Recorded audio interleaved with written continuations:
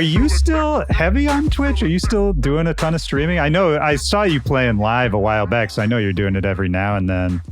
Yeah, I started up my schedule again. This week's a little off because I'm in LA doing like studio time. So I had to take yesterday and today off, but I went back into a schedule of 3 days a week, like 2 weeks ago, 3 weeks ago, or something like that. So yeah, I'm trying to get back into it and just rebuild that community.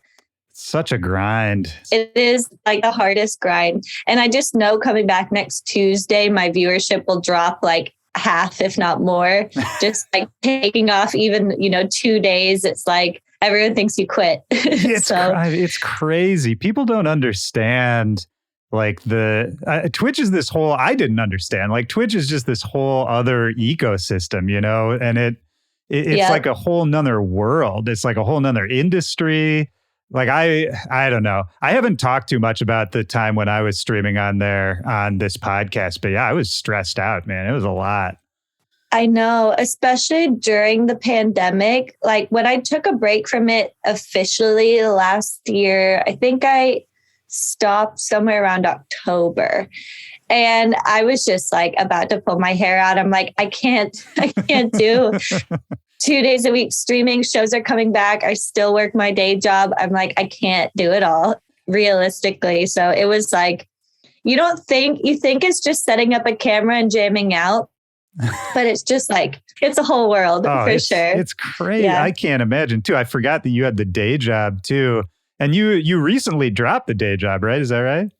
Yes. I'm so happy. I quit, I guess like over a month ago, it would have been just at the beginning of September. Yeah, because I officially ended 2 weeks ago. I ended up just closing out the month. But yeah, I'm really happy to finally stop juggling a million things, That's wild. Can I ask what the day job was? Yeah, I was doing freelance graphic design just for one company. I worked there for like 2.5 years. So it was nice. It was flexible. And it was remote, which was like the best part, of course. Yeah. But, it's like sitting in front of your computer, that extra, 6-7 hours a day on top of sitting in front of your computer for the tail end. It was taxing. So I'm happy I can finally just pick one thing. Yeah. Yeah. I mean, I'm sure it feels great now. How did you know when it was time to go? Because I think that's the scary moment of being like, am I ready now? Or should I really just like wait and see for a while more? I got tired of like crying at 11 p.m. after doing everything, knowing after the gym I'd go back into my studio till 2 and then have to be up for 9 a.m. work. I felt like I was going to have a mental breakdown. And I just like called my mom after one day of working and doing everything. Just like, I don't know if I can balance it all, but I'm very pragmatic. So I kept it really long, the job. Yeah.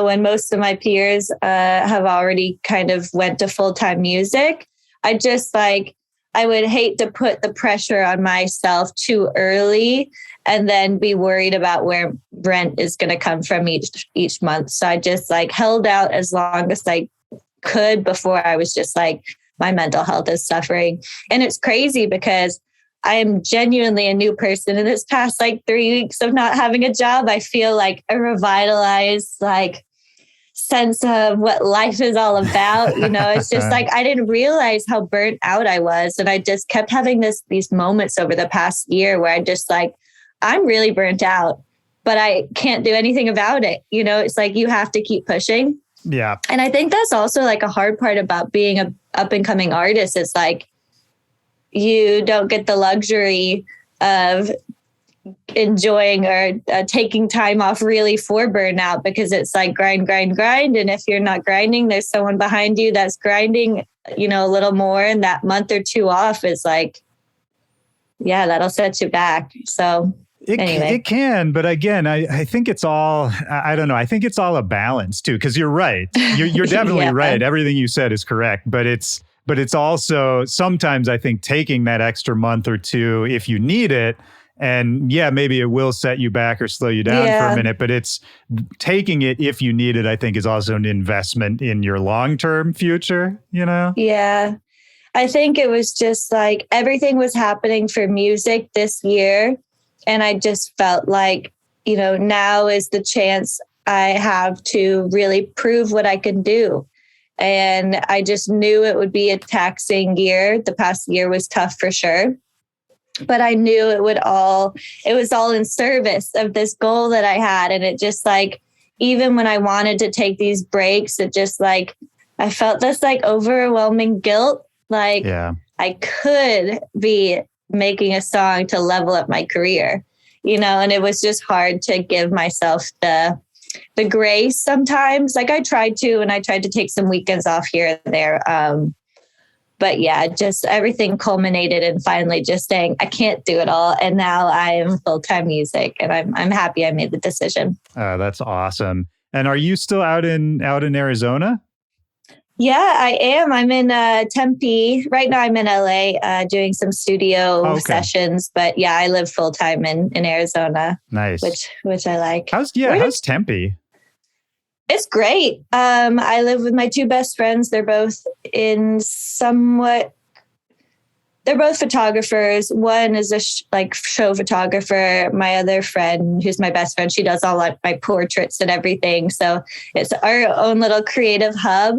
And to be honest, we don't leave home much. So, I mean, I've been in Tempe since like 2013. So I've been there forever. I like it. You know, I'm happy there. I've only been there to play shows, so I've only spent, you know, a night here, a night there, and it's got this cool vibe. Like to me, Tempe feels like what the romantic idea of the Southwest is supposed to be, where it's like kind of quirky and weird, but then also very kind of like down home and wholesome. Totally. I think between Central Phoenix, a little bit of downtown, and Tempe, it's like really a fun part of Arizona. And I love it because I'm so close to everything. The cost of living is low. I'm close to my family, which is great. They only live 20 minutes up the road, which is, you know, a big thing for me. Yeah. And I like the city. You know, it's been cool because it is kind of a college town, Tempe. It's been cool to see it grow and get like just more things built there. So I really never feel like I have to leave. I'm very happy there. And it's been, I mean, kind of the whole way through pretty supportive for electronic music, right? Yeah. Yeah. We have a bunch of venues on Mill Ave, which is like 10 minutes from my house. So it's been great because it takes me like 2 seconds to get to work, I guess, if I have to be there. Yeah, Tempe's awesome. We've got a great music scene in Arizona. That's awesome, man. It's good people there. I always, for whatever reason, I never got Phoenix. Like I just never, every time I was there, I was just like, I don't get it. But all the people I know from there are great, amazing people. Yeah, I've been very lucky. I mean, I've been my whole life. So I guess I don't know anything much different, but yeah, I think everyone there is great, and I've got great creative friends. So it's nice to have that type of community. Am I right though? I read that you were born in London. I was. So I was born in London and I moved to Phoenix when I was 5. Okay. So I've been there, you know, the bulk of my life, the bulk of the life that I remember. I was going to say, do you have any memories of London at all? Like, just very small blips of memories. But, you know, it's like anything when you're younger. Half of your memories are pieces of the stories you're told. So it's like I have tiny blips, but a lot of those gaps are filled in by like my parents telling me about stuff. And then it feels like I have a fuller image than I do. But yeah, I've got some memories from there, growing up in my house in London and going to the park and playing a tiny little violin when I was growing up. When did you start playing violin? I think I was like 2 or 3, which is crazy. But like when you're my parents' friends, the community that they were in, a lot of them got their kids into orchestra really early. So we would all go over to the violin teacher's house, and we had these little spatula-sized violins and would make probably not listenable music, but still just getting a practice. And then my older sister, she played cello. She's like 4.5 years older. So we both started really young. And then, that kind of started my life in music in a way. Were your parents musical or artistic, or were they just getting you in early because it seemed like a good thing to do for a kid? Yeah, well, that was mostly it. All of their friends were getting their kids involved in music. But my mom's an artist. She does, she went to school for, I think, medical illustration.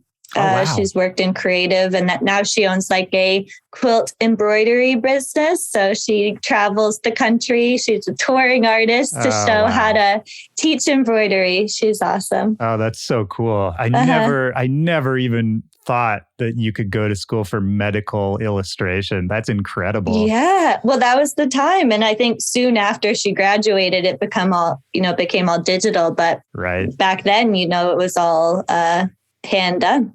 Yeah. I mean, it's, there's so many jobs like that. It's fascinating because, of course, I've seen medical illustrations, but I just never thought about who made them. That's so fascinating that you could like specialize in such a specific part of drawing and illustration. I kind of love that. Yeah, it's crazy. Like, she's always inspired us to be creative. And it is just crazy to imagine that as like a career you would once go into. It's wild. I mean, I had a job, my first and kind of only real like office job out of college before I went to music full time was I would cut up songs to make ringtones for cell phones back in the day. And again, this was shortly before all of that got automated. And, it wasn't done by hand anymore. But for a couple of years, I was just sitting in an office, just chopping loops out of thousands of songs for people's ringtones. Oh my gosh. So my friends can thank you for my Paris Hilton Stars Are Blind ringtone all throughout middle school. Yeah. Depending on what network you had. Yeah. That's good. Wow. Now I have you to thank. So thank you for the gift. My pleasure. For my Razor flip phone. You're a big Paris Hilton pop star era fan? I had the pink Razor with the hibiscus on it. And then I had the Stars Are Blind Paris Hilton song as my ringtone. Nice. I think that's always been my vibe. Yeah. So the pink thing goes back a ways then. Oh my gosh, I've always been in love with pink. It's like my safety color. I have just a million pictures of me when I was growing up, like little. I would get dressed in the middle of the night and then go back to bed. And I would always just pull like pink velvets and pink tights and everything, just showing up in all pink. So it's like a lifelong commitment to a color. I wonder where that comes from. Like, was there something early in childhood, like a show or a book or... I don't know. I think I just was so drawn to it. I guess I've never thought about like the reason behind it. But I just was always drawn to the color. Yeah. And then when I moved to the States, all throughout middle and high school, all of my walls, my bed, my rugs, everything was hot pink. Nice. And now my hair is pink. And I always thought when I was younger that I would dye my hair pink. And I thought, oh, that's like a cute, fun idea for the future. And then I did it. When did you do it? 7 years ago. Wow. It would have been in August of 2015. Yep. It is crazy to think I've been pink for so long. It's like, I mean, most of my friends don't know me any other way. They've all met me with pink. Right. So they can't even conceptualize what I would be like without pink either. I love that though. That's like, it's cool that you haven't gotten tired of it. You know what I mean? Like to me, that's like oh, this is like a pure love, like an instinctual, pure kind of thing. Because if you're not sick of it yet, then that's got to be the most authentic thing, you know? Yeah, I mean, my whole 20 something years on earth, just a commitment for pink. And sometimes when I'm at the hairdresser and she bleaches my roots, I have this moment of rebellion, like, should we just bleach it all? Right. And then we dye it pink and I fall in love all over again. And I'm, I tried another color one time, more of like a little bit more purpley than this. And I hated it so much, I dyed it back in like 2 weeks. That's awesome. I mean, since I was a preteen, I always thought dyeing your hair was the coolest thing. And I always wanted to do it. And to this day in my adult life, I've never dyed my hair. So I'm kind of jealous. Ever. You've got to have the healthiest hair in the world. I don't know. We'll see. Hopefully. Hopefully there's some benefit to it because it's definitely a regret. There's still time. You could do just a little piece of pink in solidarity with all the pinkies in the world. Could definitely do that. I love wearing pink. Pink's a great color. It's great. It's just like a very safe and welcoming color. It's just a happy color, you know? Somebody must have done studies on this. Now you got my wheels turning of like, why do people, because everybody's got a favorite color. Like, why does that happen? I wonder.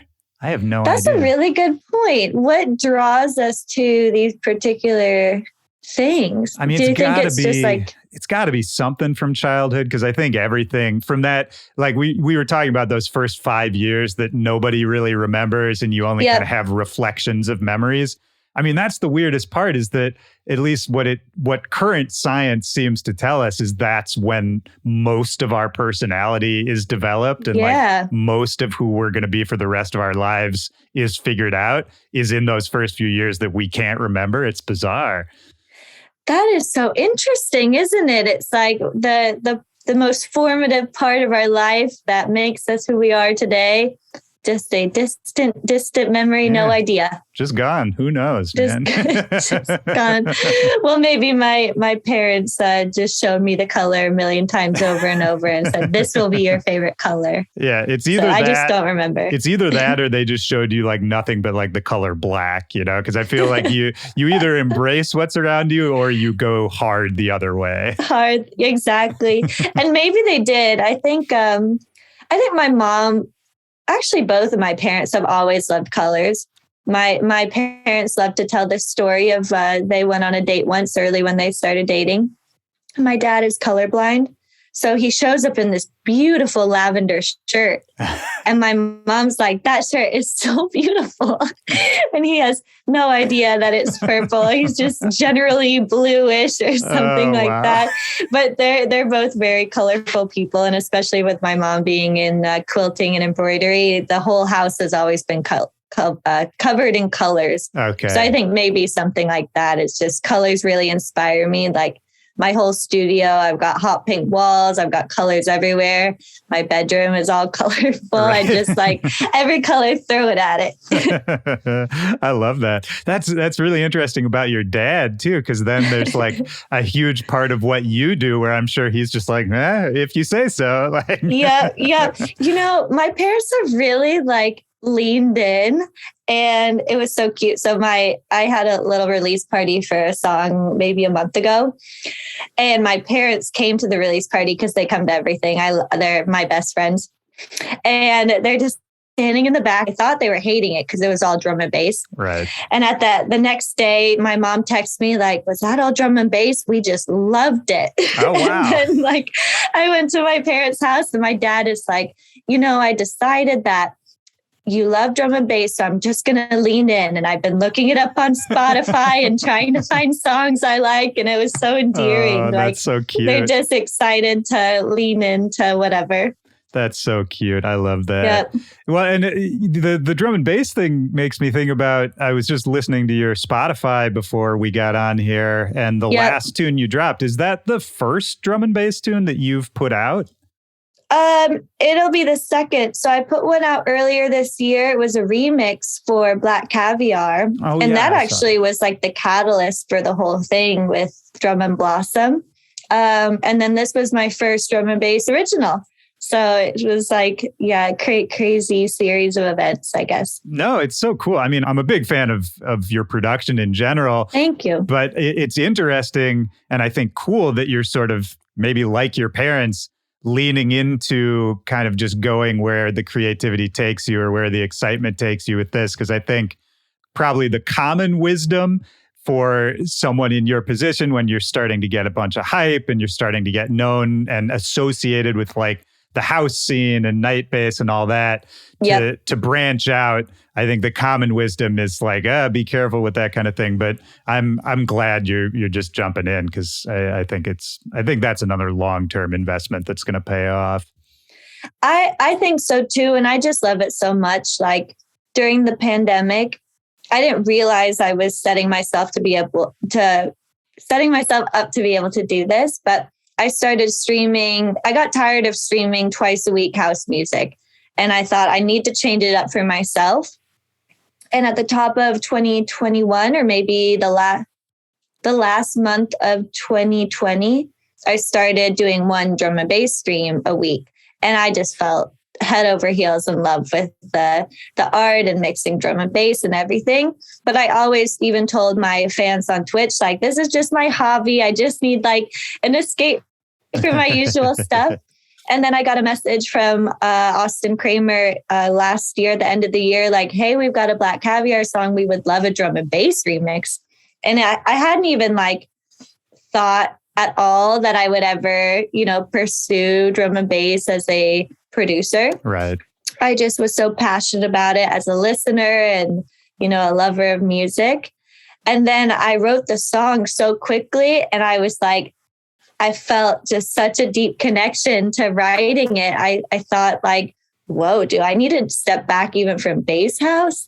And then I realized kind of there's a beautiful intersection of both of those scenes. I feel like all of my stuff has some UK influence. And I think those genres really go hand in hand, kind of UK bass house and drum and bass. There's a real link there. Oh, yeah. And for the past year and a bit, I've been playing sets that are all bass house, and then I ramp it up and play drum and bass at the end. So I've kind of been priming my audience for the past year and a bit that this is something I'm excited about. So it feels very natural for me to be able to do it. And I'd really like to do some separate shows that are exclusively Drum and Blossom sets, just branded completely, just to protect myself from that confusion, I guess, where it's like, is she bass house? Is she drum and bass? So yeah. I mean, that confusion, I don't know. Sometimes I feel like it's a total valid concern, and I get it. But other times I feel like it's more of a pressure that we put on ourselves than anything else. Like, I think audiences are smarter than they get credit for a lot of times. Yeah, I agree completely. And I just like, one thing that's been really important for me is just cultivating a community, which is one of the reasons I'm back on Twitch. Is like, those fans are my most hardcore fans, the ones that are really excited about the community and Pink Planet and everything. And they're just excited that we're all together doing something together. It's like, it's less about like, oh, she's not doing strictly this. It's just like about this, the vibe you're setting, the people that are showing up at your sets, like what kind of headspace they're coming into it with. And I think like that's been the most important part in playing both, is just like making sure my community is strong and just excited to be part of this. I mean, that's one of the Twitch things. Probably the coolest part of my experience on Twitch was I did not anticipate at all how intimate it would feel with the people who watch and the people who you talk with, because it really is like this absolute direct connection with people that is really hard to find in kind of the bigger scene, Oh, I couldn't agree more. I think like that's the best part about Twitch is like,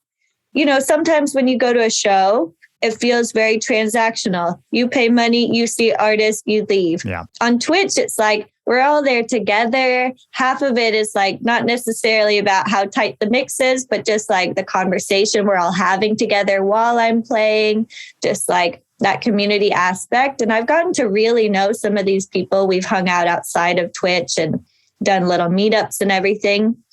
And it's like, it really personalizes, or rather humanizes the experience, where it's not just like artist, fan, and that's it. It was such a boundary between, but it just like, we're all kind of hanging out due to our joint love of this music. So it breaks down that barrier in a nice way. Yeah, absolutely. Do you think, now I'm trying to think about the timeline of your career too, because you were putting out music pre-pandemic, and then pandemic happens, and obviously now you're sort of in a different place in your career than you were beforehand.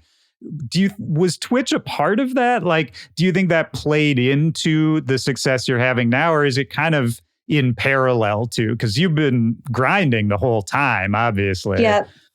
I honestly credit it entirely. It's like, yes, I was grinding the whole time, but having that core group of fans that were, the pandemic, we've all experienced and rehashed it a bazillion times, but like, that was a really trying period. And like having those communities online where you could know that twice a week you show up and the same people are going to be there. And it has nothing to do with what you look like or who you are in real life. It's just, you're all there for this shared passion. And I really think that just strengthened the community a bazillion times. I started pretty much the first week of the pandemic, and I started with 2 days a week. And then May of 2021, last May, I did my first ever headline once everything started opening up in Arizona. And it was my first Arizona headline. And we sold it out. And a lot of people were there from Twitch. Oh, that's people so cool. flew out that were Twitch fans. They flew to Arizona to come see this set. And it's like, we maybe don't realize how important just having that FaceTime with people is, and giving people the time of day and having those interactions where it's like, now they're showing up and supporting their friend. Yeah. And it's like different than just showing up and supporting this, like, this artist you like that you have no real connection to. And I think that Twitch is the reason for all of that. It's a fascinating thing. I'm kind of blown away that you're going back to the 3 days a week thing now, because I mean, you are a lot busier now. Like we're all back outside in the real world, and your profile has grown a lot. It's a big commitment to do all of that. Yeah, it is a big commitment, but I love to DJ. And I love that opportunity to hang out with my community. And I just think, things are a little weird with shows right now in the current environment. Yeah. And it doesn't hurt me to keep on just strengthening that community for when everything is sellouts across the board again. Right. And I think also what I don't always think about, what we may not always think about, is there's a big community to be served of people that don't feel comfortable at shows. Yes. That don't have friends in their city that might want to go to these shows, are looking for community. They move somewhere else and just need a sense of connection. And like some of my fans, there's a couple people now that watch that live in like East Europe, Russia, all these places. And it's like, I'm serving the need of people that don't always get to see me in person or shows in general. Yeah. But still want that community, Yeah, no, absolutely. I mean, I think it's smart to do. I think it's awesome. It's just impressive because you're doing a lot of stuff. Yeah, it's taxing for sure. But it's so much better now that I'm not working my day job. I can imagine. Yeah. And it's also kind of my safety net. It's like, the best way I can make a little extra income, but also the best way for my fans to support me directly if they don't want to go through the middleman that is a promoter. Sure. They just can support me where I'm at. Well, yeah, I mean, you mentioned the weirdness of live shows a minute ago, which I think is a topic that a lot of people are talking about right now.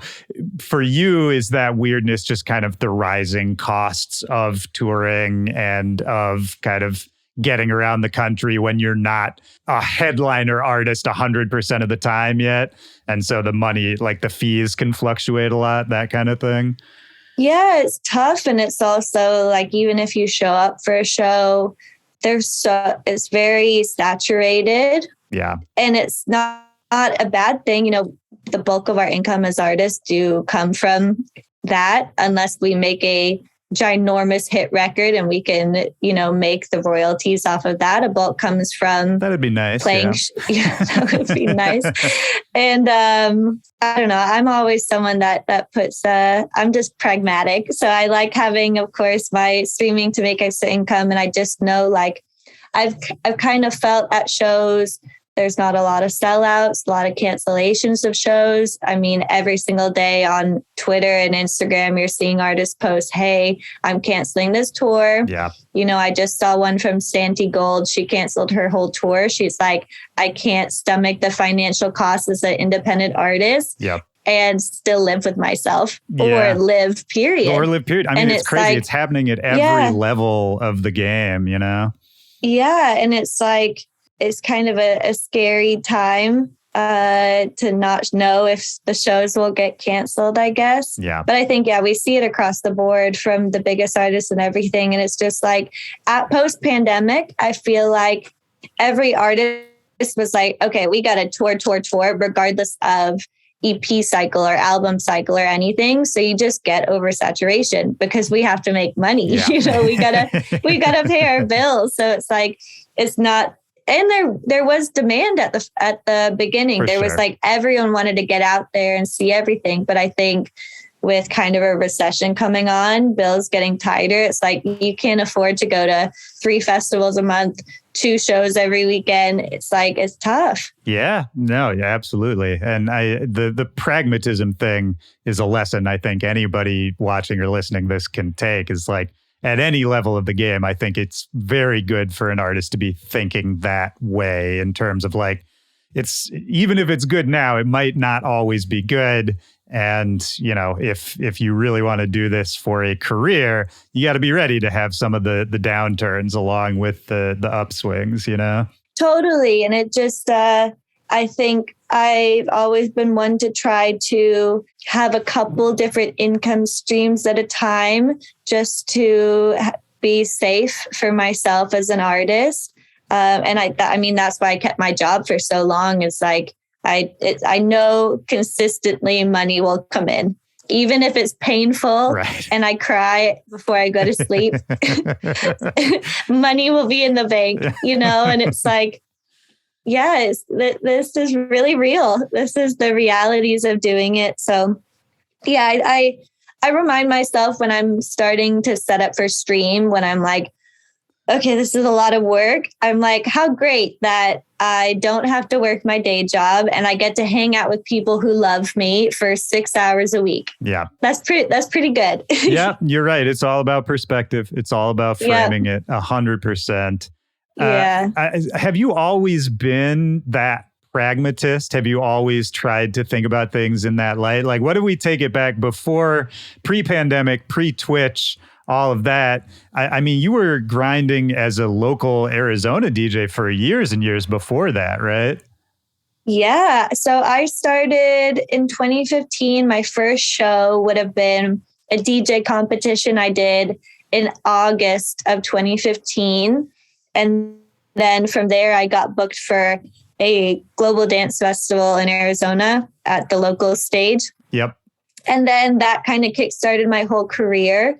So I've been grinding for a minute. Well, wait, what? Take it even before then. So like getting to do like to the point of the DJ competition. When did you first think about DJing in general? So I went to U of A my freshman year and I was so depressed I had to come back. So I enrolled at ASU. And I ended up rushing for a sorority. It was very briefly lived, but I did do it. And I, all throughout high school, I was listening to electronic music, and a lot of it was inspired, I guess, in middle school. My sister, she's 4.5 years older than me. So she's just in a different kind of era, I guess. Yeah. And she was in the MySpace Scene Kid era. So she was really into electronic, the kind of scene kid music that the Bloghouse years. That's kind of my era. From that. Yeah. And so I would always hear that kind of stuff. And I think hearing like Millionaires and like those kind of things just like kind of inspired me to look into electronic music. So I used to like look at the charts on Apple or on iTunes, I guess, at the time. Right. And just like download random songs. There was one like kind of a house song called like I Love Your Shoes or something. Not the shoes song that we know, but it was like so like this like sexy house song kind of. And I really loved my little collection. And then I discovered Hype Machine. And big one, Hype Machine, and just even using Pandora.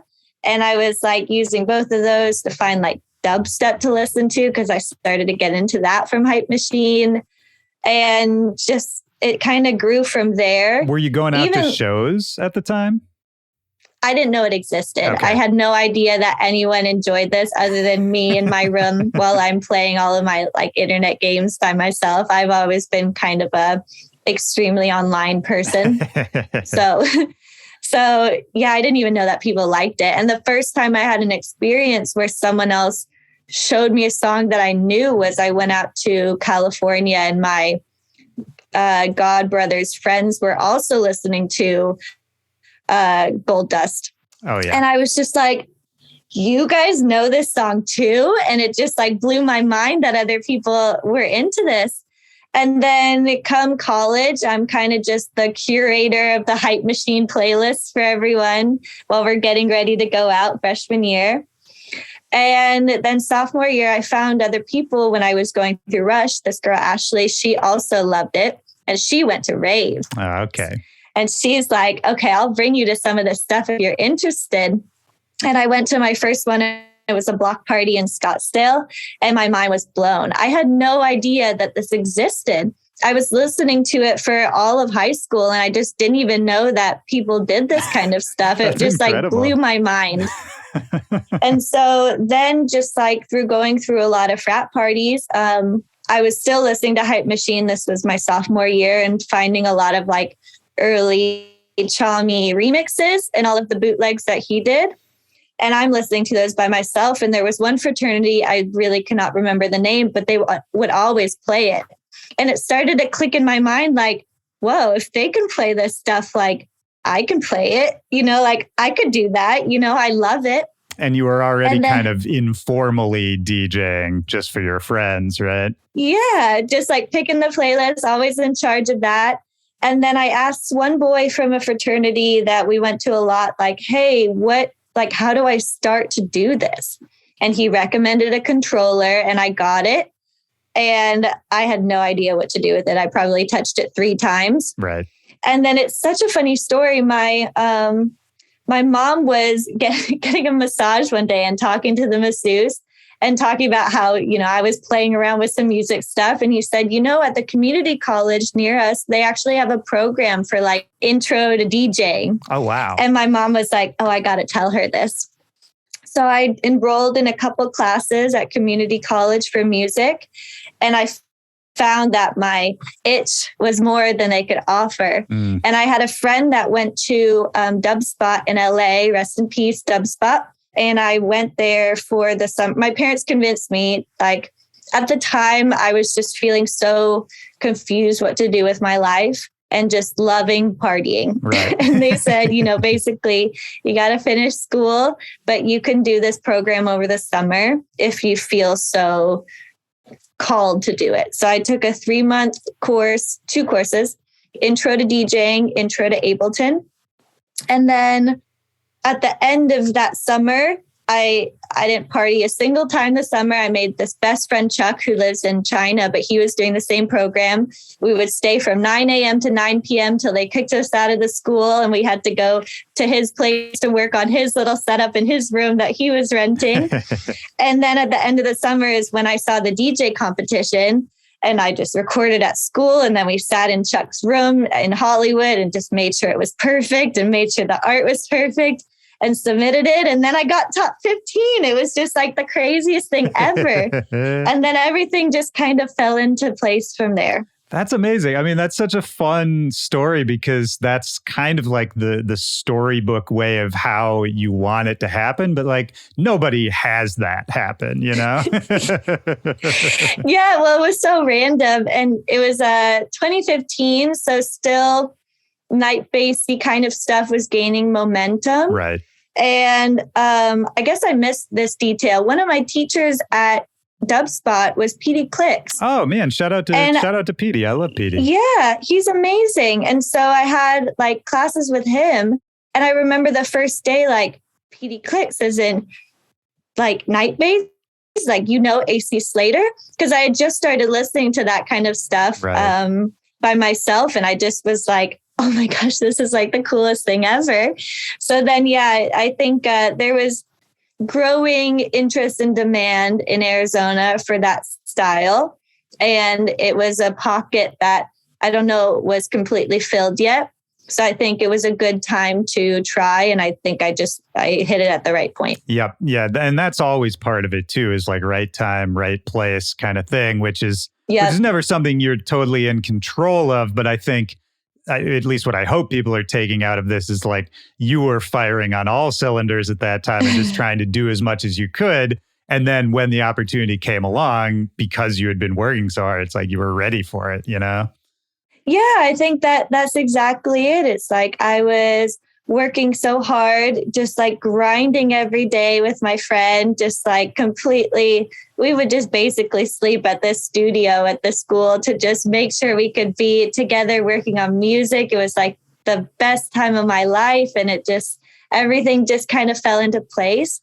And I'm not super hippy dippy, but I just feel like if you're putting that out into the world and you just truly love it from such a genuine point, things will happen. You don't know when, but things will happen. Yeah. I mean, I'm not super hippy dippy either, although it's fun to think about. But I think I would say, or to respond to what you said too, is that when it's coming from that pure place, people can recognize that kind of instinctually. And I think that is part of what that like putting it out into the world and getting that energy back is that, I always appreciate and am attracted to when I can see somebody is doing something from a pure place, from, this authentic, because we all like to, it helps me feel like I can connect to somebody. And that's what we all want, Yeah, there's something about that. Just, you can see it in their eyes that just feels like, I want to ride for this person. Like you can just tell that they're doing this out of true passion and love. And it feels very like exciting because we all want to feel that way about something. Yeah, that's exactly right. Yeah, we all want to feel that way about something. And then when you see somebody else doing it, sometimes that helps you, at least it helps me get there too, It's like, it's an odd thing.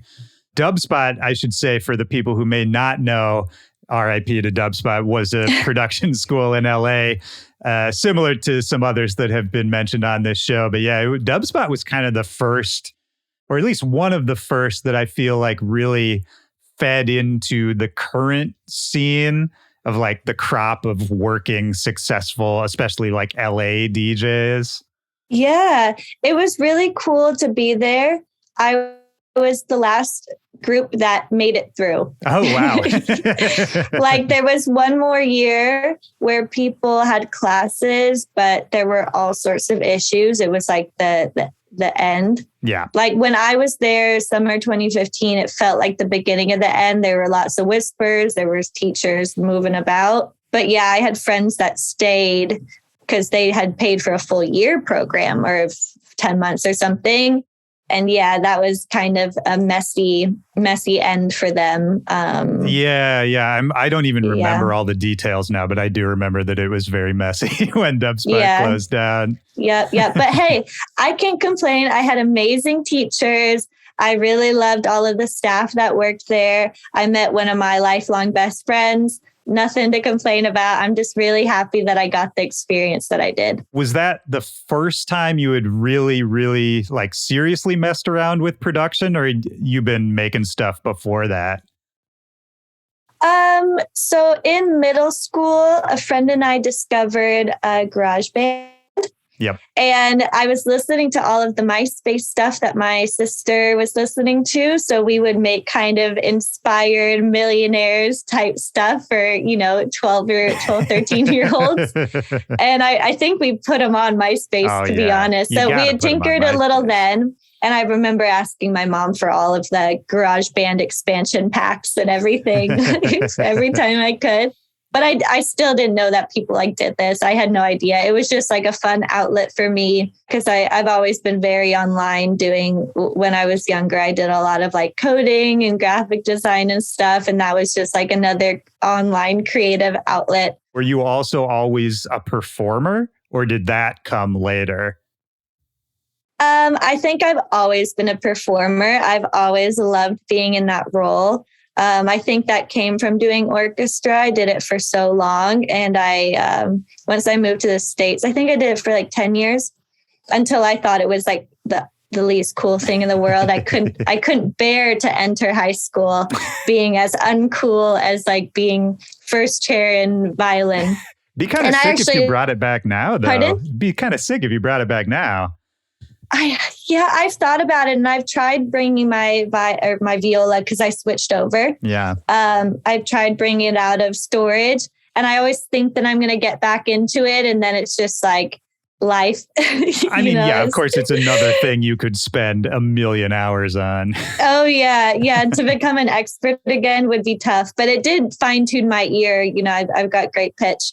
So I was doing orchestra all throughout. I did, school orchestras, and then I did extra orchestras. I did the Phoenix Youth Symphony. I did Mesa Youth Symphony, and just always going to all of those practices, the shows, the concerts, everything. And then in high school, I got into cheerleading, and we did all sorts of performances as competitive cheer. And I think just that love for showmanship has just always stayed with me. I love to perform. And it's funny, even I started doing kind of a little talking thing, Twitch thing with one of my best friends, long story short. Right. I saw that. I get so nervous beforehand. And then when I'm DJing, it's no problem. But something about being live, just talking, not having something in between there, like a DJ booth or cheerleading or an instrument. Oh my gosh, it got me so stressed out. But other than that, I've always been a performer. Well, it's a totally different thing. I mean, I get very anxious before I record every single episode of this podcast. It's a weird thing. Really? Very weird thing. It still doesn't feel natural to me. It's crazy because it's we're talking about things we love, but something about it just oh my gosh, public speaking is not for me. I remember I had to defend my senior thesis, and my voice would just the whole time. Everyone I love is in front of me, just there to support me. And my voice could not have been more wavering. I just had to catch my breath. Yeah, that's the way it goes. I mean, I was just little tangent. I was just listening to a podcast where Danny Brown, the rapper, was a guest. And they were talking about, it was a comedian's podcast, and they were talking about different kinds of performances and being on stage. And Danny Brown was saying to the guy, he was like, I think actually comedy is the hardest form of performance, period, because it's just you and a mic and the crowd. And he was like, when I get on stage, I could be half-assing it as a rapper. And if the beat is good, it's fine, Yeah. But he was like, you get up there with just a mic and just your voice, and yeah, if people don't like what you got to say, it gets awkward real fast. It gets incredibly awkward. Exactly. Just that dead air. It hurts me to think about. So I won't ever be going into comedy as if that was a potential route for me. But if it was, I wouldn't. But wait, what's the talk show that you're doing on Twitch now? So basically, I'm best friends with this guy. Long story short, his name's Donnie. He's great. His music is great. Yeah. He's awesome. He's been a great mentor for me, and we've been friends for about a year.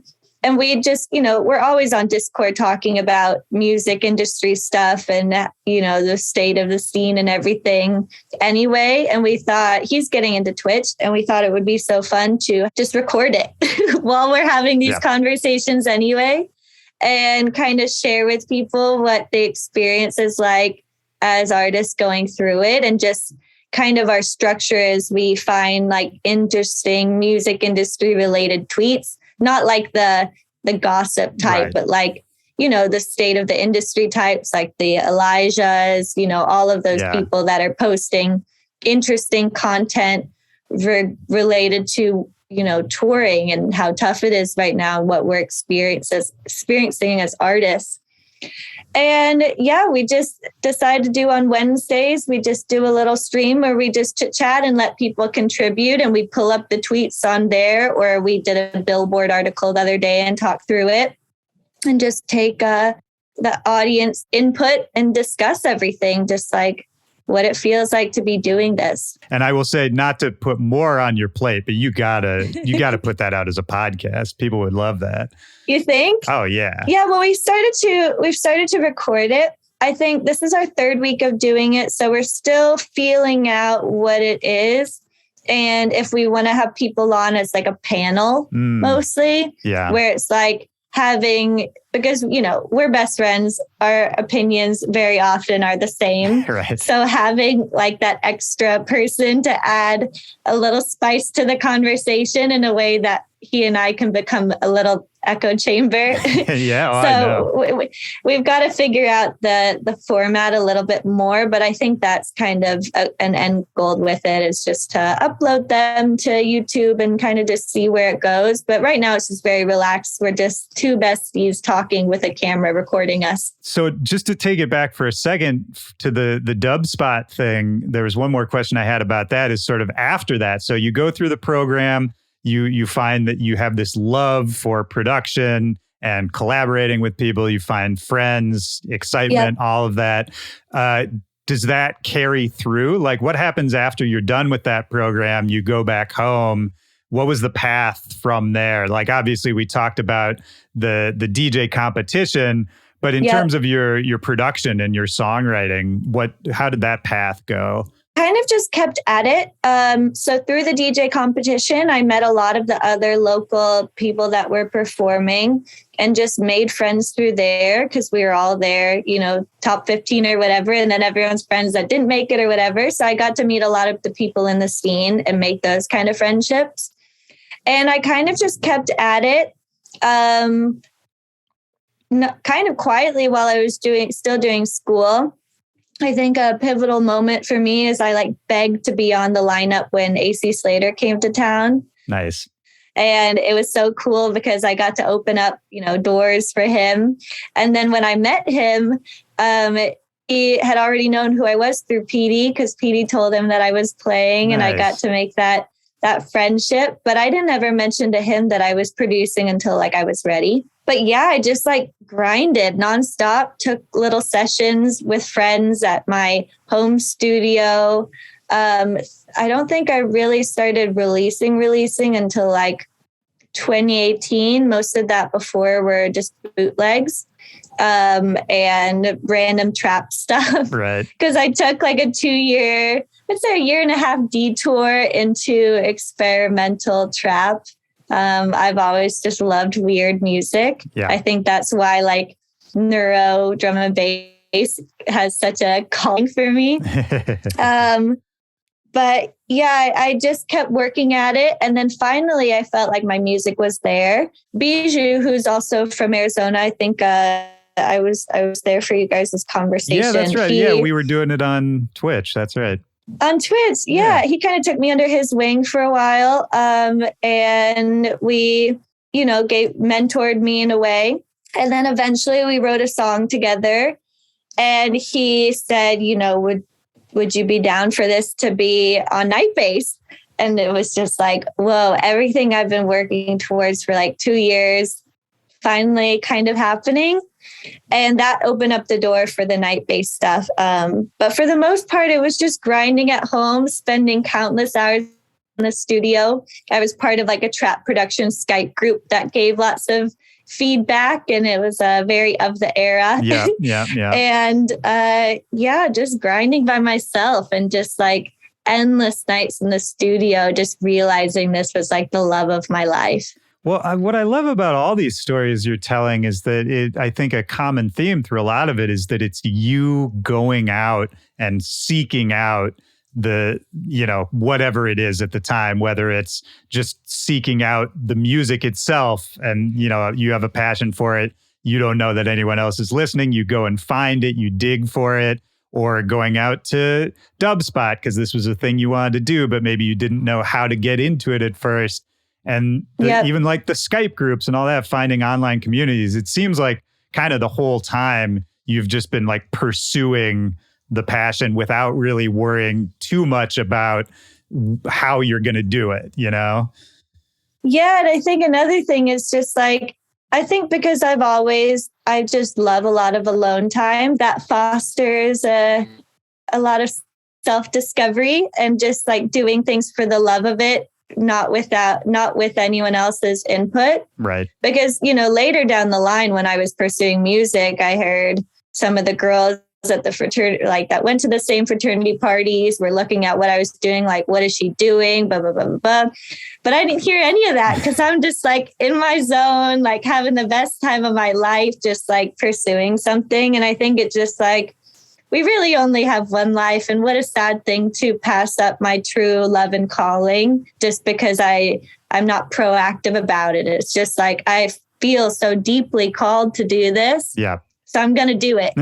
Whatever it means, I'm going to do it. Yeah. I mean, do you think too, because that's another way of connecting with people, another way of finding a community. And you were saying that you've always been a very online person in general. Do you think that was part of like, maybe if you just didn't have the people, like the community around you physically, that you would go and find it online or go and pursue it elsewhere, like when you were younger?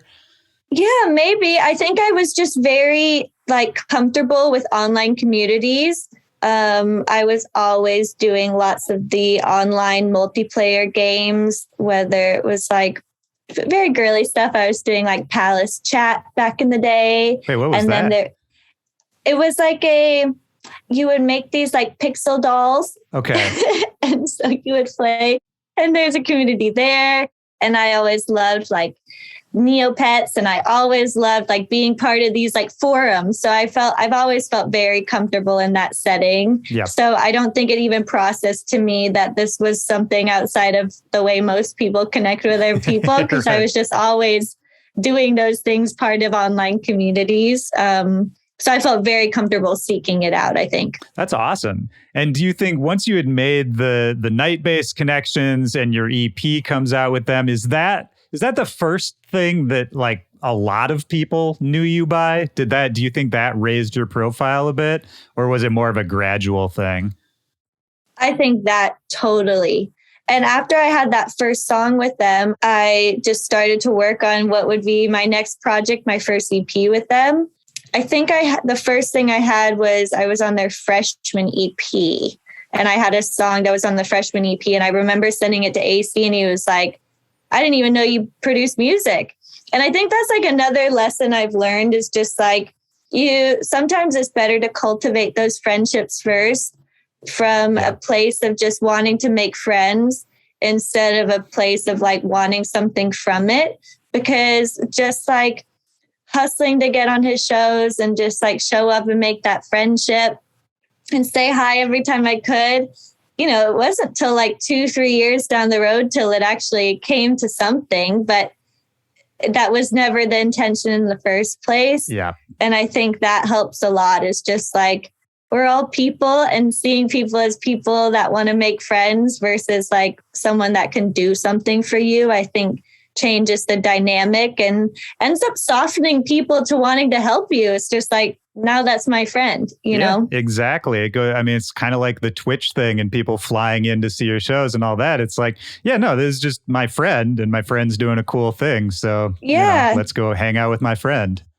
Yeah, exactly. I think that changed everything. But yeah, I think that was the first point that really put me on the map, having that Night Bass connection. And they started putting me on a lot of their Night Bass shows, whether it was at Sound or just various parties, and everything started to roll from there. You did some of the Confession Night Bass tour as well, right?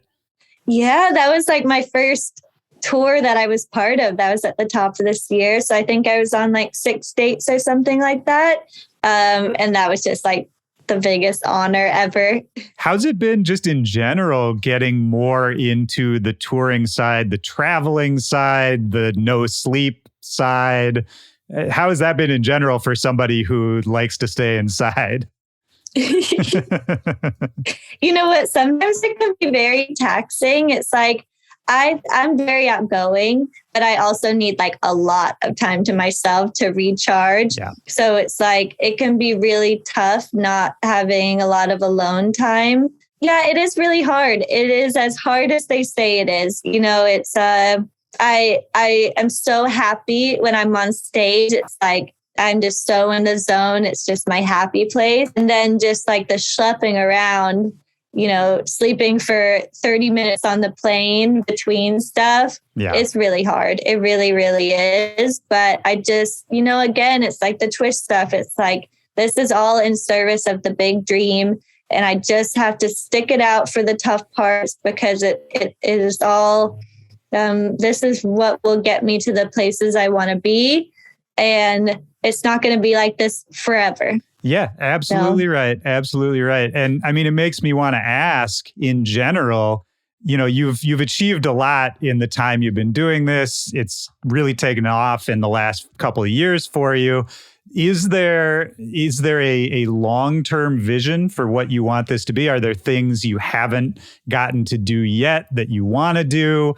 Are there bigger plans for like what you want to do now that you're here? Next year, I think the plan is a headline tour. I'm working right now on an EP that I think will really change some stuff for me. It encapsulates a lot of the feelings and experiences I had over the past couple of years into something where like Pink Planet is a metaphor for all of this stuff that I went through in self-discovery. And I'm working on that in a accompanying tour. So I think that's like the immediate stuff. But long term, Pink Planet conglomerate. You know, I love doing beauty stuff. I love fashion. I love music. And I don't know where that will take me, but knowing my past and the way I like to live life, I know it's going to happen in some way. And yeah, just keep on growing the community. It's like, I remember a really long time ago, someone was just saying to me, like, when you think of like Cult of Res, when you think of Marshmello at the time, you know, his community, like that's such a strong community. It could exist if a song never got dropped again. And it's like what I look into is like, what things that can I do to make this such a strong, exciting thing that I can do anything within the scope of Pink Planet and Blossom. And so the ceiling does not exist. It's just the opportunities feel endless with that mindset. It's just like community focused and go from there. Yeah. I mean, would you say that it's kind of just been an expansion of your original goals? Because I always think when you're just starting, you have these like, oh, if I could just do X, or if I could just play Y show, or, you know, there's these like things. And then when you get there, at least for me, you sort of realize that in getting there, your goals have changed or morphed or expanded, that kind of thing. Yeah, there's this song that my dad showed me, and it's basically about the experience of getting there and just realizing like, is this all there is? You know, and it's just like, you've worked so hard to get to this one singular thing. And you're like, is that really all there is to, it's like, is that really all there is to a fire you've been thinking about your whole life? Yeah. I don't do a lot of like specific goal setting like that. Like I need to play this festival, whatever. I'm just here for the ride.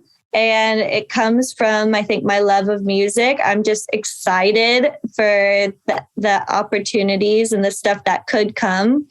And I have like vague goals, like general things that I work towards, but nothing like I have to get to here. Yeah. Because then it just feels like I worked so hard to play EDC last year, and I play, and then just afterwards you're like, oh my God, now what? Yeah. Well, it's one of those funny things where it's like, yeah, EDC is a great example where that's, I think so many people look to that as like the holy grail. And then, yeah, you go and you do it and you're like, oh, well, I feel exactly the same. And like, I still have the same problems in my life. And, Yeah, you just like think that this will be the pinnacle and it's the end all be all. And of course, it's like, one of the best experiences of my life. I don't want to discount that at all. But it is a very weird thing, I think, in life in general. Any of these goals, when it's so hard set, it's like my friend experienced it even with her wedding. It's like you plan so much stuff for this one thing, and then at the end of the night they still have to clean up the chairs and put everything away, and then it's like it feels like this crazy culmination, and then such a not like a letdown, but just like the stress letdown is like now what? Right. Yeah. It's like, I didn't think beyond this, Yeah. You got to that one point and it was just like, you couldn't even see that there was anything past it. It was like that moment exclusively. So I think for my goals, it's just like, I don't tend to set like hard goals like that. I think just generally focus. I love music. I love fashion. I love beauty. I love my community. And what endless things can I do if I just keep on being passionate about the stuff I'm already passionate about? Just like everything I feel like is an extension of just things that I truly love. And I never have to feel like I have to fit something into a box of what it should be. It's just like, I love this. I'm going to do it. I love that. I mean, that's all another way to keep it exciting for yourself too, right? Be like, I'm only getting started. At any level, I'm still only getting started. Yeah. And I think, some like vague things, I guess, like I would love to do something in radio, maybe. I love Anna Luneau. I think she's the coolest the person on the planet. Her career has been very inspiring. I love there's just so many things I could do. And that's not even something I've even began to explore. It's like, whoa, I could do whatever. I love that. Well, I'll let you get out of here in 1 second. I did want to just very quickly talk about, like, nerd out about production with you for a second. Sure, I would love to. I was listening to, like, the most recent tune you put out, the drum and bass one, and then I was listening to some of your early stuff, and I've always liked your tunes, but I feel like you're getting to a point where it's like it's getting to be a problem. Like your tunes technically are crazy at this point, and I wanted to ask from your perspective, how do you see where you're at as a producer right now? Do you feel like, I know what I'm doing, I'm here, let's have some fun? Do you feel like I still have so much to learn? What's your process when you sit down to write a song? So I guess I'll answer a couple of those questions. So first and foremost, my process, I think I'll get into, and then I'll discuss kind of the other parts. Yeah, my sorry, process, I always, that's okay. Okay. I love production. I nerd out all the time. I think that's why Donnie and I get along so well, is because finally I have a person who we can just nerd out on stuff. And he's always been a beast too. Yeah. Yeah, he's just a beast. So my process when I start, I love to write lyrics. And sometimes I'll just hear a chord progression and the lyrics will just write themselves. And I just basically have to spit them out on a mic as fast as possible and write the chords, and the song really builds. So I usually start from a chord idea and a vocal idea. I do have a tough time writing if I don't have something like that, which is why I really got into doing a lot of vocals, is because I love to write. So why don't I just do it? I think that's kind of my ethos in life. I'll just do it yourself. Like, no one's going to do it better. I know what you mean. Yeah. So that's how I usually like to start. And then I'll go from there. I'll build out the drums and everything, but everything is centered around that melody. I think that's like the thing I'm pushing forward now as I evolve as a producer. But in terms of technical stuff, thank you. I've been working like really hard to nail my mix down stuff. I just feel I've got imposter syndrome in a way. Sometimes like I just feel like I have so much to prove, you know, and I just like, I think like sometimes female producers can get a bad rap, and I just want to show them like you can be a beast at everything. Yeah. And well, so, I think you too, I'm sure you run into this because like even something as simple as like the pink thing, all of that, I'm sure you've run into a lot of idiots, you know, thinking that it's all kind of a front, you know what I mean? yeah, I think if I wasn't such a focused person and, you know, I don't really care about the outside stuff, my DMs would hurt me a little bit. But, you know, I think like sometimes I'll post on my story stuff, but really it's just like a teaching lesson for everyone that, you know, it doesn't matter what level you're at, you're going to get people that just hate you. But it doesn't matter because I just love doing this stuff, and I'm just going to wear my silly little outfits and wear my pink hair and then go rip it up in the studio. I love that. But yeah, technical stuff. I really think that drum and bass has improved my skills by a bazillion %, because you have to be so technical with some of this stuff.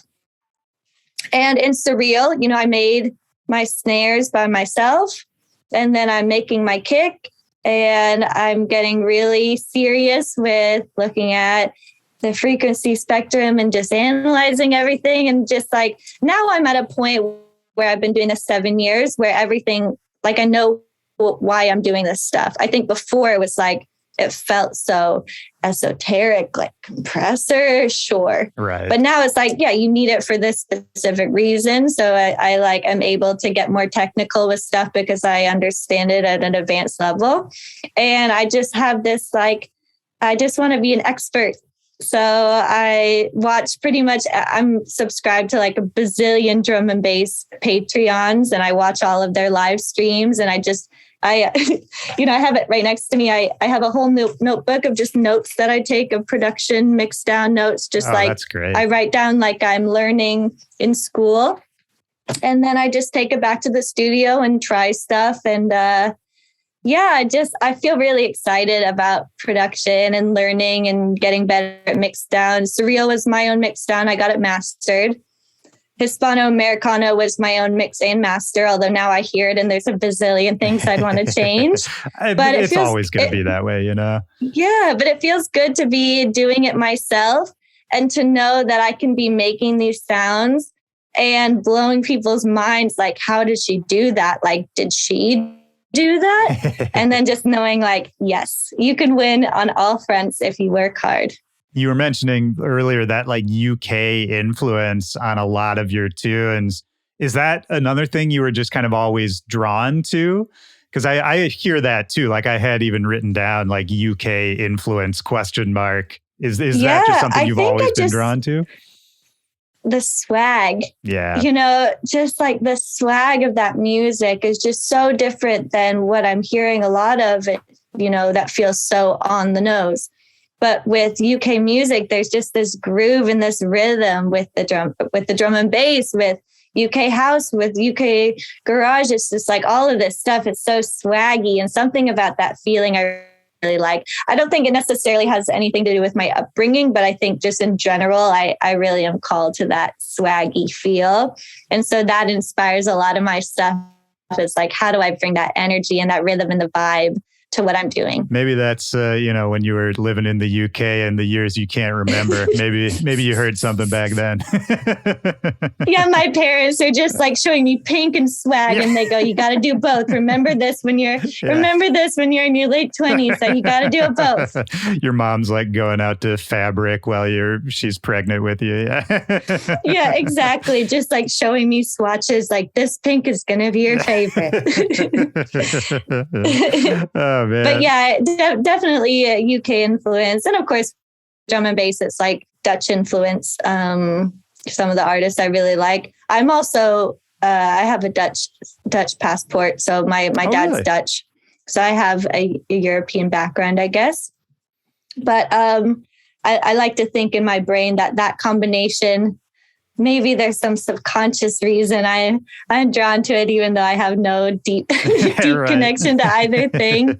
But yeah, Dutch drum and bass producers and UK house. Just I love the swag. Yeah, I do too. It's refreshing, and it's just it's interesting. Like I don't know. Like I feel like what the US is good at is taking a sound and making it as big as possible, on what, whatever you think of when I say that, you're right. Like, it's like, just, that's what we do. All of our food is big, everything's bigger and louder here, that kind of thing, which is cool in its own way. But yeah, the UK thing, you're right. There's a certain attitude, a certain swagger to it that, Here it becomes very commercial in a way that will be palatable for most listeners. Not that the UK music or European music is not, but that's like the bed for which everyone is creating the stuff that will then get redone for the mainstream, I guess. But it's cool to reference some of the subcultures there and just like hear the kind of cool shit that they're working on. It's just like, yes, I don't know what it is about it. I just love it. Yeah, the culture there too. I always say I'm jealous of like BBC Radio 1, where you can just, you turn on the radio in your car and there's drum and bass playing, that kind of thing. Oh yeah. We don't have that here. There's an app though. I have the app, so I can still listen to Radio 1. I do too, for sure. But just like for kids growing up, that kind of thing. Yep. And I mean, there's for the average person. Yeah, and there's always been that relationship. Not to, I'm getting off on a nerdy tangent now, but it's like the birth of electronic music, like house music, techno music. They're U.S. inventions. They came from the U.S., but it wasn't until like house and techno got imported to the UK. Like they found it, a little subculture in the US. These UK people brought it back to the UK, really tinkered with it and put that, like, whatever you want to call it, the swag, the culture, combined it with their stuff and basically sold it back to the US. Yeah. And, it took off there. I mean, it's fascinating to like trace the lineage of all that. Oh, I know. Yeah, that was like a lot of my thesis was studying all of that kind of stuff. So yeah, I did. This was like 2017, so I couldn't tell you the specifics, but it was music sampling, like remixing and copyright law. So studying at the time, like I kept on getting stuff ripped off SoundCloud, which, makes sense, I guess, but just doing like remixes and bootlegs and everything. Now, as a person that's been in it, I understand more, but I just was like, there's got to be some reason behind this. So that drew me to writing this whole thesis about copyright law. The book intro portion was about music history and learning about kind of the origins of everything and the origins of music sampling and how ultimately sample culture is just such a deep part of electronic music that it is, there's got to be a better way to update the copyright system in a way that honors the original culture versus capitalism as the first thing. Right. Anyway, we could spend another hour on that. But no, don't get me started. I mean, I wrote some stuff in college about like the history of sampling too. I'm fascinated with all of that. And because, for me, that was always my first love. I mean, I started off, of course, I think a lot of people start off, you sample a song you like, throw an acapella, whatever that is. And it's such a beautiful tradition to be a part of. And I think, if you think about like the golden era of SoundCloud and all that, which I've talked about plenty on here, like that was such a cool creative era. Like so much music came out of it and so many sounds evolved so quickly.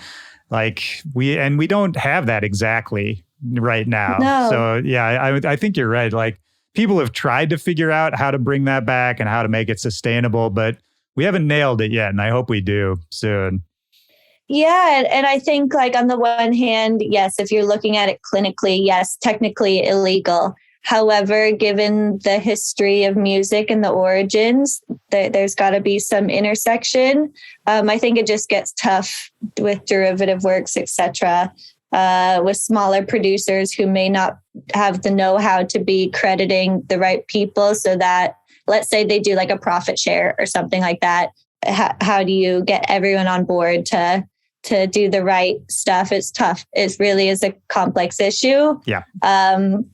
That our current copyright system really does not even process.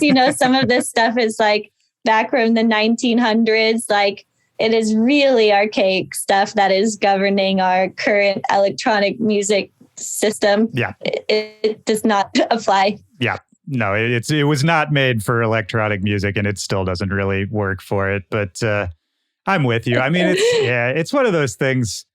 I have to be careful when I talk about it sometimes, because what the kid in me is like, yeah, it's illegal, which is why it's cool. Like, it's like, yeah, who cares? Like, of course we should break those rules. That's how all the cool shit happens.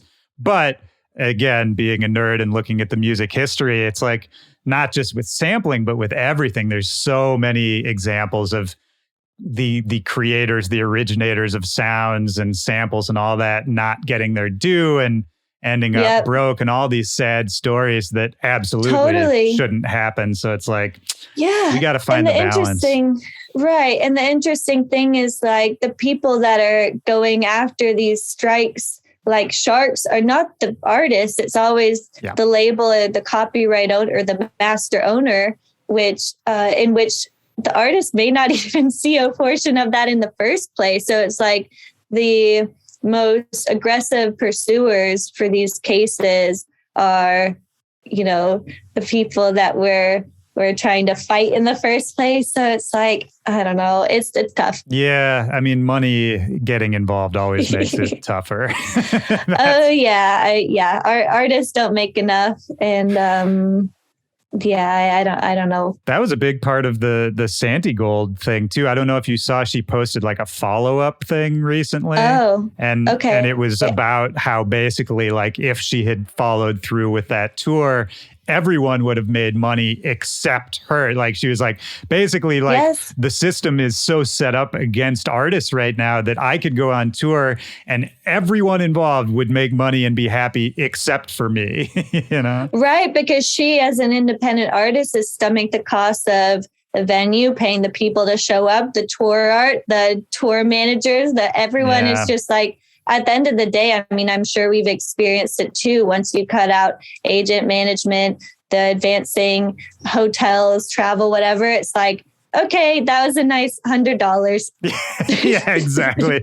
You're like, all right, back to Twitch, I guess. Yeah. Back to the studio. And it's like, I know that grinding enough that fee will work its way up, but still, it's like, if even Santi Gold is having these issues, it's just like, it is a crazy time. It is a really crazy time. And I think this post-pandemic recession period is going to be a trying time for artists, certainly independent artists, smaller artists. And we just have to kind of push through this time. It's not always going to be like this. Things are cyclical. We'll have a really good shining period again. But yeah, it is sometimes discouraging to go on Twitter, given the types of people that I follow that are not like Twitter gossip, but like this kind of content. And like seeing another cancellation. It's like, oh my, what have I gotten myself into? I've dedicated my whole life to this craft. So now what? But I think, we just have to push through. We love it, I mean, we already pushed through the pandemic, so we already know we can push through whatever. And it'll get figured out eventually. And I think what you're talking about, that pragmatism of just, being like, well, we'll figure it out. We'll make it work, whatever we got to do. Yeah. I mean, what's the alternative? Right. Exactly. Curl up in a ball and just like cry. It's like, that feels good for about 5 minutes, but then you still have the problem. So it's just like, okay, just like pull up your bootstraps and let's just get to it and figure out ways that we can create a sustainable future for ourselves in music. For me, I've found that in Twitch and my community, and being able to go straight to the source if they would like to support me, that they feel like they're supporting me directly. But what other ways that I could create safety nets within my business? Because at the end of the day, that I'm running a business. what can I do to secure myself for the future of this business and make it a long-term thing? So I'm always thinking about it from kind of an entrepreneurial standpoint. It's like, on the one hand, yes, I am Blossom, but I'm also a product, so what can I do as my business? Yeah. And this is okay. I promised last question on the business I'm loving thing. this. I love nerding out. I can talk all day about it. I love talking about this stuff. As long as we're talking about the business aspect of it, how did you start working with the team of people you're working with as far as like management and booking? How did you find them, or how did they find you? How did that relationship go? Because I think that's another kind of like black hole when people think about, trying to get into this business. Like, everyone knows they should have an agent eventually. Everyone wants a good manager, but how did it happen for you? Sure. So I'm with a new management team now, but I was with the same person for like 5 or something years. And in true me fashion, I relentlessly sent him music until he said yes. And he also manages Bijou. And he was amazing. I really credit a lot of my early successes to just having that support. Yeah, nothing bad to say about that experience. And then he and my old management team connected me to my agents. They were working at Paradigm.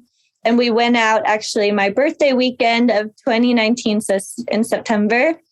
And we had this meeting with them, and they listened to my songs, and we were all there together in the Paradigm office. And then I was like, okay, afterwards, like, do they want me? And they said, like, I think my managers were just like, we haven't heard anything. They're just going to keep listening to your stuff. Yeah. I forgot about it. I completely forgot we had this meeting until February. I get a call from them like, hey, we got great news. And I'm like, about what? It just like, it felt like so far ago, I had like kind of accepted within myself that this wasn't going to happen. Right. And February 2020, I ended up signing with Paradigm, Alan Gary and Brittany Miller. Now I'm with Wasserman. We moved over. Sure. And then the pandemic hit. Yeah, great. Perfect. 1 month later. But it was, that was 2019. So I'd been doing it for 4 and a bit years. And it kind of just got to the point where it was like, if I'm going to scale, I need to get in those rooms. I hit a ceiling where it was like, we can only book you and get you bookings as much as we can as management, but now you need a real person. And so that happened with them. I spent the whole pandemic thinking I would be, first in, first out. Yeah. And luckily they stuck with me, which I'm forever grateful for. Now I'm touring with them. I'm with Wasserman. And then I just joined a new management team about 2 months ago. I'm now with Red Light. And I got connected with them through Night Bass. So my managers also manage AC Slater and Chris Lorenzo. Nice. So just joining that family. And it's been great. Yeah, just keep on scaling the business, I guess. Yeah. Is that the moving management teams, as much as you want to say about it, like how did that decision come about? Because I think that's also a hard thing to do, is to know like when something's working or when you want to try something new. I think that's also a scary moment where like, it's like, well, I have all this settled, but I could try something new, but maybe that's a risk, that kind of thing. How did that happen? It was the hardest few months of my life where I was catatonic for days at a time. It was like, this is a person who I owe so much to. It even makes me want to tear up now. It's like, I'm so grateful for everything. And this person is my friend. Yeah. And I just felt like I needed to keep scaling. And it was what it was, but it was really hard. Yeah. It was a really tough time of my life over, post CDC over the summer. It was just like, between that and my job and everything, it was just like, I was so depressed for months trying to decide, like, is this going to be the right thing for me? Do I want to lose this relationship with someone I'm so grateful for? But sometimes you just have to make those decisions, even when they hurt.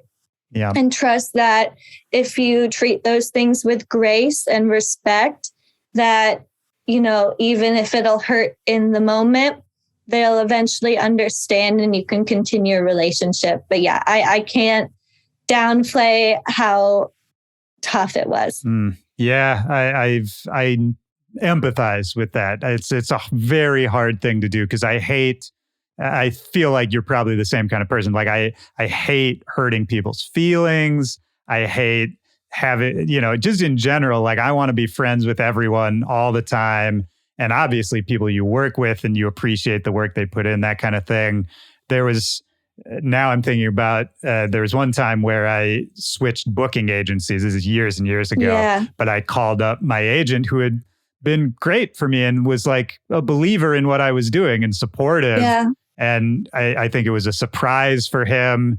And I remember it's almost like you talking about public speaking, like as I was telling him, like, I'm so sorry, I got to make this move. I hope you understand. I could hear my voice like quavering. I could feel my face getting hot, all that kind of stuff. It's tough. You should see, I have a whole folder that I saved of Word documents where I would write up the whole script of what I could say. And I had different bullets of what they might say and how I could discuss that further because that is not a skill I have. I'm not good at those discussions. And I always find that deep preparation is the best way to handle it because I would never want to be on the spot and say something I didn't mean. Not even like something bad, but just not be able to express myself because I've had a problem with that in the past where it's like, if you are so cautious about them first, then you forget that you have an opinion too, and you just end up molding into what they would like to say in any conversation, not this one specifically. Yeah. So I've just learned, okay, the best way to do it is write myself a script. And then I just feel comfortable enough to, and if I have to bring the notepad, I can bring the notepad. And I would rather know that I'm prepared than feel embarrassed for just wanting to be able to express myself in the truest way. So yeah, you should see the Word documents I went through, just journaling and also trying to get my thoughts into cohesive sentences in a way that was empathetic too, because it's hard on both sides. It's like breaking up with someone, it really is. Breaking up with a boyfriend of 5 years. It's like, you care about this person. So how do you discuss it in a way that's empathetic and understanding and not blame shifting and just feels honest and reasonable? I think that's the best way to handle any business. Regardless of how tough it is, I think that's the best strategy always. Yeah. And you're right. I mean, it goes both ways. It is like being broken up or breaking up with someone. And I've been on the other end of it too, in those business relationships where I'm like, damn, like this person just broke up with me in the business sense. And, I've taken it, I've done okay sometimes and not okay other times. And having that kind of perspective helps too, where I'm just like, sometimes you got to do it. And, I'll just try to do it in a way that hopefully won't make them feel like I did that one time. And, it's a learning process. Yeah. And I think it's mostly just about being honest, but in a compassionate way. I think we learn every time we have these conversations. And I have nothing but love for my past team. I'm so grateful forever. I have nothing bad to say. It just wasn't working anymore. Yep. So it is what it is. And like me as Emily and AKA Blossom, AKA this is my business, I have to remember that sometimes Emily has to make the decisions for the business, right. And it's tough because I want to be empathetic and understanding and forgiving. But also I have to put this thing that I've worked for my whole life, 7 full years dedicated to this craft. And I need this to work. Yeah. Oh, yeah. So you just have to make those decisions sometimes, even if they're painful. I think that's the biggest lesson I've learned is like, yes. I've worked too hard to not make decisions for myself. I'm a grown up. I have to do this. Yeah. Well, and I think it gets muddled too, because the business we're in, we're all self-employed, right? And now we have teams, but they're still small. It's still like a few people. And it really is like being in a relationship. It's like I am absolutely dating my manager, like there's in a sense. Question about it. Yeah, you talk to them all day, every day. They're your biggest resource for during the bad times and the good times. They're your go-to person for your business. And it's like that type of relationship. You're bonded to this person, like any type of relationship. So it is really hard to break that bond. But you got to be your own HR department, your public relations, all of that. It's a tough thing. And you only figure it out by going through it, I think. Totally. And I consulted with so many friends that had moved management to discuss with them what that experience was like for them and what kind of things they went through. And even like what kind of things I should be looking for. I waited until after the breakup to start pursuing other opportunities. I just think out of respect, I would never want someone to hear from other people that I'm doing something without first discussing it with them. It's like looking for a new boyfriend with a boyfriend. It's just not a good idea. Right. Exactly. So afterwards, I think that was the hardest part was, I knew it was going to be hard having the conversation. And then afterwards was even harder because then I'm like, oh my God, I'm alone. Right. Which is scary too. It was scary too. And searching. So I consulted with a billion people afterwards. Like, do you have recommendations for how I can handle this, like moving forward? And now I'm with a new team and I'm very happy. So that's great. That's awesome. It is what it is. No shade here, just gratitude. And now I'm moving forward with new teams. So things are happening. That's great. Yeah. I mean, things are definitely happening. I'm stoked for you for everything. Before I wrap this up entirely, is there anything else we haven't talked about? Anything else that's on your mind? Anything you wish I would have asked you? Anything else you want to get out there? You're telling me you don't have another 30-minute deep conversation question for me lined up? Oh, I mean, if you want, we can go. But we're already over the time I think we're supposed to be. I think we hit all the good notes on this one. So I don't know if I have much more to say other than I am working on this EP. It means a lot to me. Some of these songs, I cried a little in the beginning while writing. It just, it feels like a cathartic experience to write lyrics and write the song and chords that really resonate with me and experiences I've gone through. So I really hope that translates. And it's going to be the first time where I'm really like trying to bridge my drum and bass love and bass house and create this cohesive project where it's like the depth and darkness of drum and bass with the excitement of bass house and the drop. So I'm super excited about it. I'm working really hard on the artwork and the messaging and the concept. So that'll hopefully drop in the next couple of months. So stay tuned for that. Nice. Lots of little shows coming up. I'm just grinding in the studio. So hang tight. Music is coming. Going really back into the beginning of the conversation. I could probably talk for. Oh yeah, we can keep going. I mean, this is the problem because you're good at Twitch already, and like, we could just keep going. It's a problem. I know. It's like I think that's like one of the things I love about Twitch is it's like I get to practice my chops all the time. Yeah. So it's like nice that one thing I really try to do is like I would hate to be in a room with someone and have nothing to say. So you get really good at asking questions and just being an active listener, I guess. Yep. And I think Twitch is a way for me to practice that skill. What was I going to say? Something else about what you were doing. You were working on tunes. Well, I wanted to ask you while you're thinking about it, I wanted to ask you just the new music. You said you were writing a lot. Is you doing vocals? Is that going to be, obviously it's like a thing you're already doing. Are you going to be doing it more? Yes. And actually I remember what I was going to say. So I'm going to postmark that. Okay. Bookmarked. Yes. So my original intention for this EP was to sing on everything. And I'm finding that a little bit hard given the time constraints and the rollout for when tour will start and when the artwork and everything needs to be done. Yeah. So I might have to sacrifice a little bit of that, but my hope is to be able to songwrite with whoever performs the lyrics, so it's most accurate to my feelings and my intention for the EP. That makes sense. So that's the goal with that, but we will see if I'll be able to achieve it in the time allotted.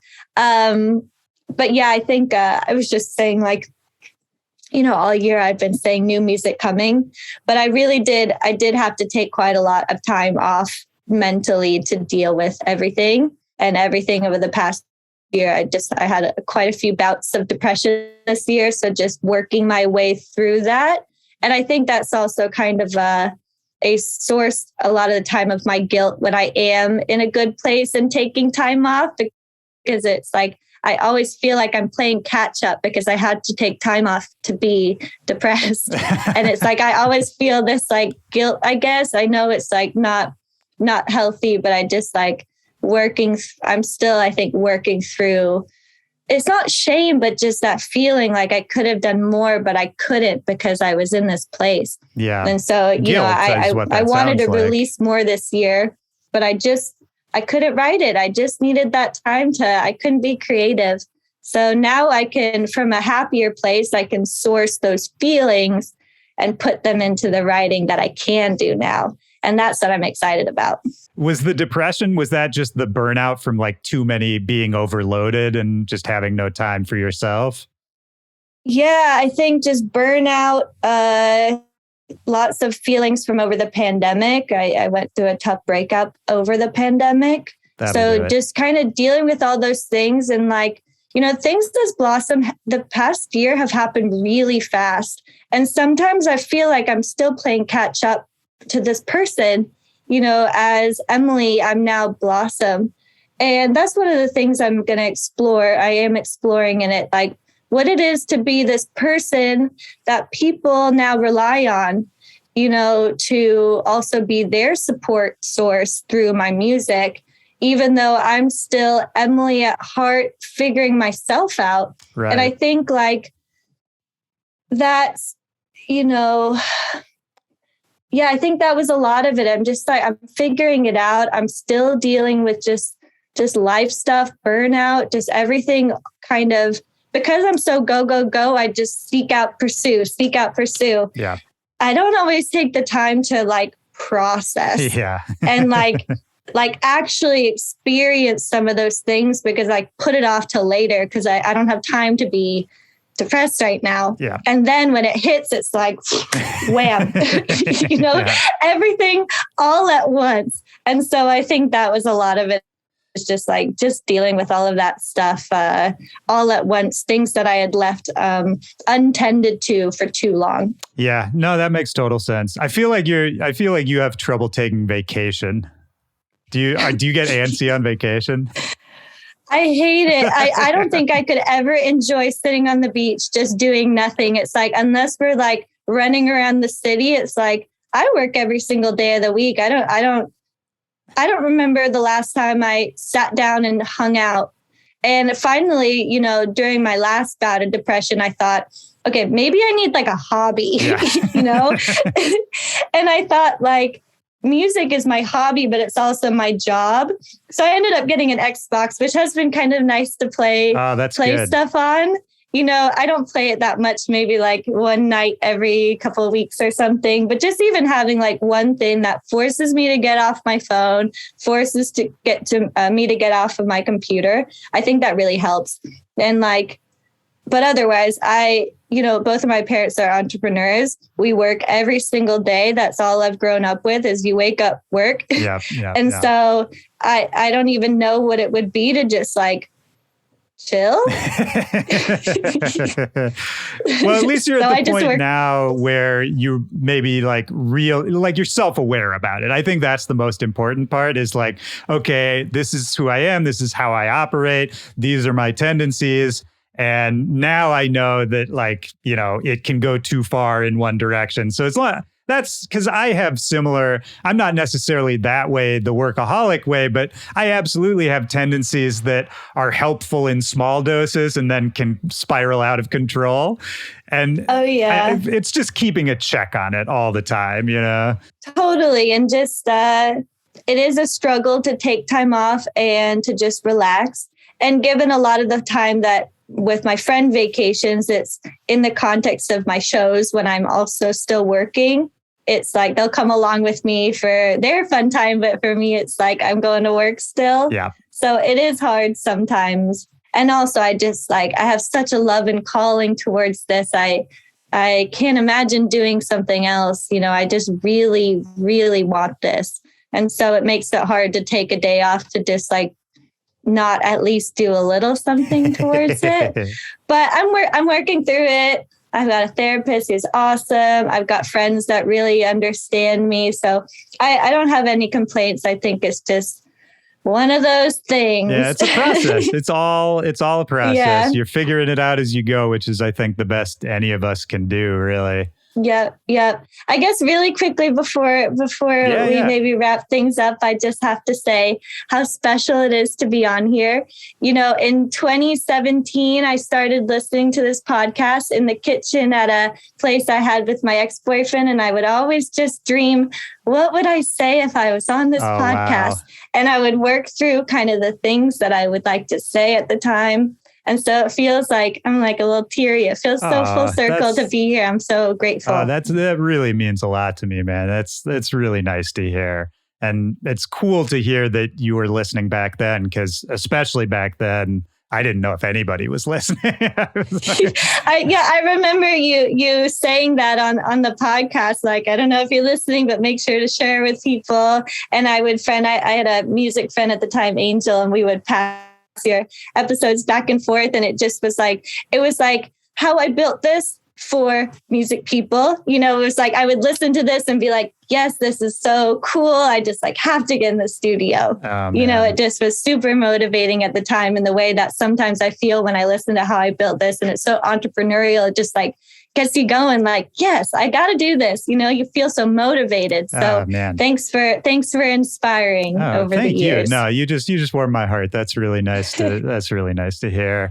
Well, okay. Yes, so if you've thought about what you were going to say, then you might know, because this is it. We're ending. I'm closing the gates.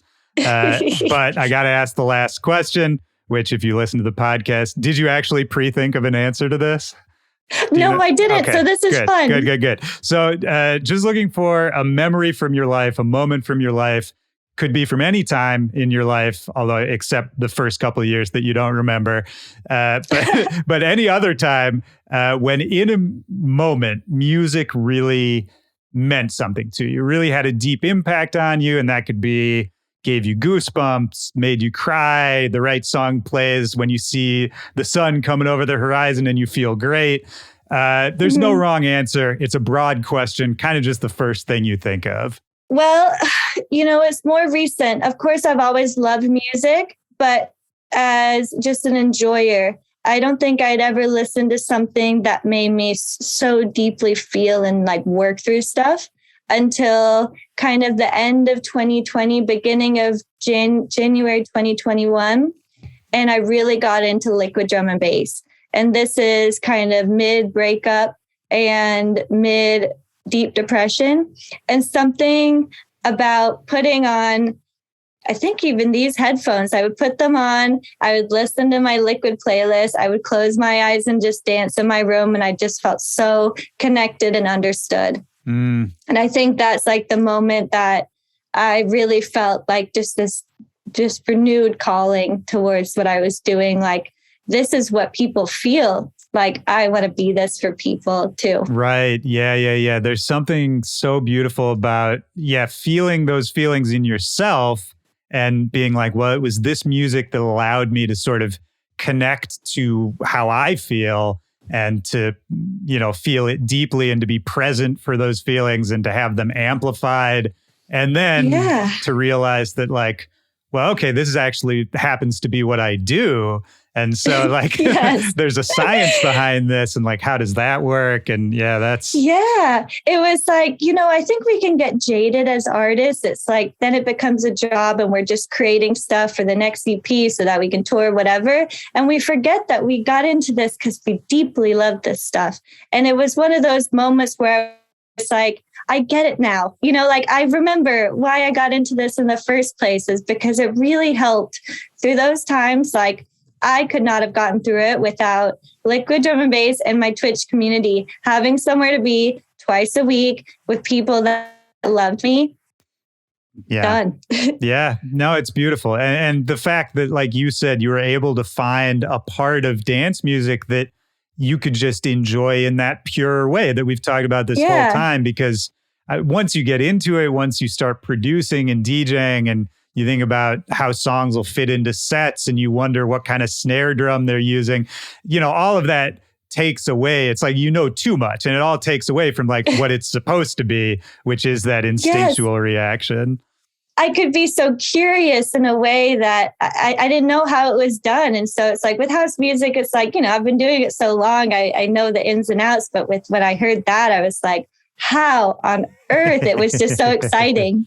That's so fun. I think that's maybe the best thing we could say to wrap this up is like, you have to keep rediscovering it. It's like you have to keep, and like consciously almost, like you have to keep trying to fall back in love with it while you're doing it. Yeah, I mean, they say that about any relationship that's long term is you got to keep on finding ways to fall back in love with that person. And that person for me, of course, is music. And it's like, how do I renew my love for it? And I guess I found that by doing a lot of things within this umbrella that is Blossom, I have lots of opportunities to, maybe take a little detour for a bit. Yeah, 100%. And I guess I'll say this to you to truly wrap it up. We've tried to wrap it up so many times, but this is the problem. We're just two fatty nerds talking on a mic. No, but I do want to say, talking about falling back in love with it and your journey so far, what I think is so cool too is when I look at your career as an outsider, to me, because, obviously I wasn't there with you all these years you've been grinding, but I see it from this objective perspective. It's like so much potential and you can do so much. Just keep doing it, man, because you're crushing right now. And like we said earlier, it could go so many different directions. I'm excited to see where it goes. You're doing all the right stuff. Just keep doing it. Yeah. And again, I'm just eternally grateful for this opportunity. It's just one of the most full circle things that I got to tell my 2017 self. If I have a little time capsule, I'll just quickly tell her that it's coming. Did we do okay from your 2017 expectations? Did we talk about what you thought you'd talk about?